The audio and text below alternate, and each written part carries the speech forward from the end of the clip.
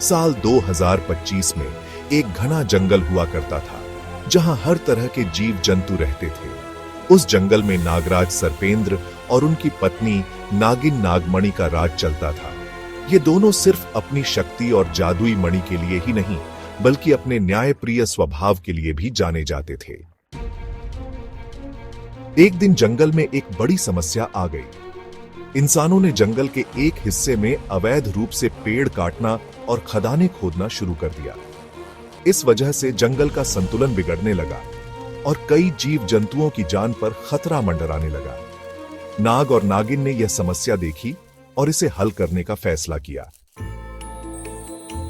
नागिन नागमणि के पास एक जादुई मणि थी, जिसे वह केवल जरूरत पड़ने पर ही इस्तेमाल करती थी। इस मणि में इतनी शक्ति थी कि वह किसी भी समस्या का समाधान कर सकती थी। लेकिन नाग और नागिन जानते थे कि इस समस्या का समाधान सिर्फ जादू से नहीं, बल्कि इंसानों को सही रास्ते पर लाकर ही हो सकता है।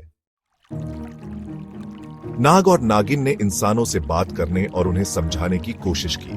उन्होंने इंसानों को बताया कि अगर जंगल खत्म हो गया तो उनका भी भविष्य अंधकारमय हो जाएगा। पहले तो इंसानों ने उनकी बात नहीं मानी, लेकिन जब उन्होंने देखा कि जंगल में प्राकृतिक आपदाएं आने लगीं, तो वे समझ गए कि नाग और नागिन सही कह रहे हैं। नाग और नागिन की मेहनत रंग लाई। इंसानों ने जंगल में पेड़ काटना बंद कर दिया और वहां पर पेड़ लगाने की प्रक्रिया शुरू कर दी। धीरे धीरे जंगल का संतुलन वापस आ गया।